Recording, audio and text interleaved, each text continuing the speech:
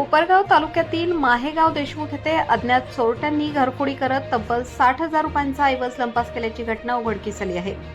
या घटनेमुळे परिसरात भीतीचे वातावरण निर्माण झाले असून पोलीस प्रशासनाने तातडीने चोरीचा छडा लावावा अशी मागणी ग्रामस्थांकडून होत आहे।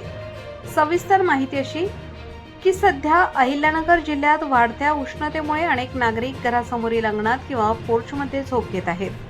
माहेगाव देशमुख येथील संदीप वसंतराव जाधव वय 42 वर्ष, व्यवसाय शेती, हे आपल्या कुटुंबासह वास्तव्यास आहेत। दिनांक 26 मे 2026 रोजी रात्री 10:30 वाजण्याच्या सुमारास कुटुंबियांनी जेवण आटपून घराला बाहेरून कडी लावली व घरासमोरील पोर्चमध्ये झोप घेतली होती। रात्रीच्या सुमारास अज्ञात चोरट्यांनी घरावर लक्ष ठेवून चोरीचा डाव साधल्याचा प्राथमिक अंदाज व्यक्त केला जात आहे। दिनांक 27 मे रोजी सकाळी 6:30 वाजण्याच्या सुमारास अनुराधा जाधव या घरातील कामासाठी उठल्या असता घरातील कपाट उघडे असून सामान अस्ताव्यस्त पडलेले दिसून आले। कपड्यांचा संपूर्ण पसारा झाल्याचे पाहून त्यांनी तातडीने कुटुंबियांना माहिती दिली।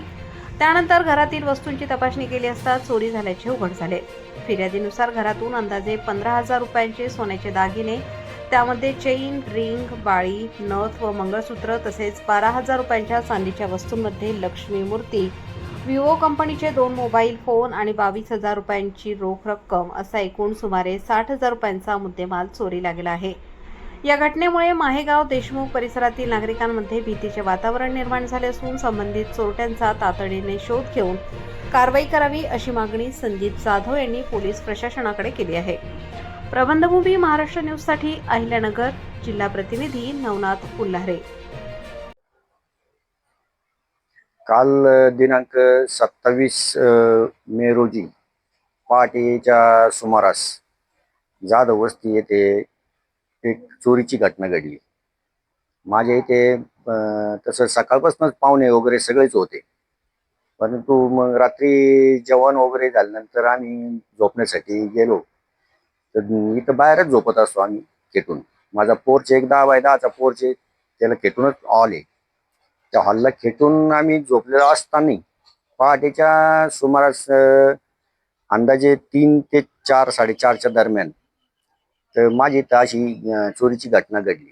सकाळी मिसेस उठली, ती जेव्हा तिने बघितलं दरवाजा उघडा आहे म्हणून, तेव्हा ती आत गेल्यानंतर तिला असं निदर्शनास आलं की कॉट वगैरे ते सरकवलेलं आहे, कपाट थोडं उघडलेलं दिसलं।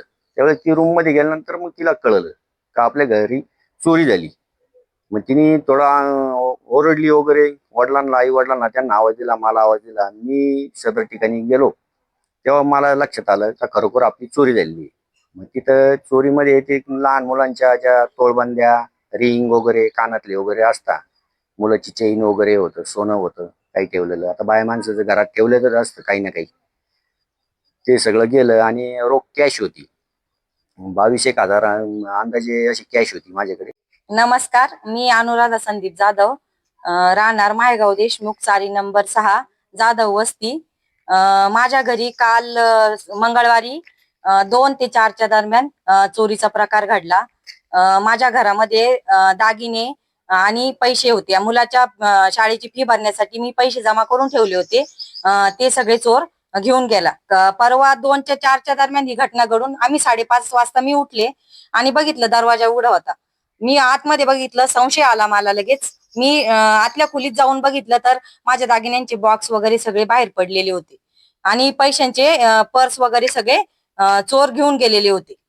तर माझ्या मुलासाठी एवढी मी तळतळ करून फी जमा करून ठेवली आणि ते चोरांनी नेलं। खूप वाईट वाटलं आणि ही गोष्ट माझ्या बाबतीत घडली, ती बाकीच्यांच्या बाबतीत घडू नये, शेतकरी वर्गाच्या बाबतीत घडू नये, ही माझी शासनाला विनंती आहे। तसं आम्हाला कोपरगाव पोलीस स्टेशननी खूप सहकार्य केलं। मी 112ला कॉल केल्यानंतर पोलीस तत्परित हजर झाले, इन्क्वायरी वगैरे, पंचनामा वगैरे त्यांनी सगळं केलं। नंतर फॉरेन्सिक लॅबवाले नगरवरून ते साहेब लोक इथं आले, त्यांनी पण सहकार्य केलं। आपले कोळपेवाडी पोलीस स्टेशनची मला एवढी नावं वगैरे नाही माहिती, ते पण आले, त्यांनी पण बरीच चौकशी केली, सहकार्य केलं। आता मला तर एवढीच अपेक्षा आहे का माझं मिळावं, पण नाही मिळालं, माझ्या मुलांचे मोबाईल वगैरे गेलेले ते जरी नाही मिळालं, पण बाकीच्यांना असं हा प्रकार बाकीच्यांच्या बाबतीत घडू नये, त्यासाठी त्यांना त्या चोराला योग्य त्या परी कारवाई करून आणि पोलिसांनी त्याला लवकरात लवकर अटक करावी, ही त्यांना नम्र विनंती आहे।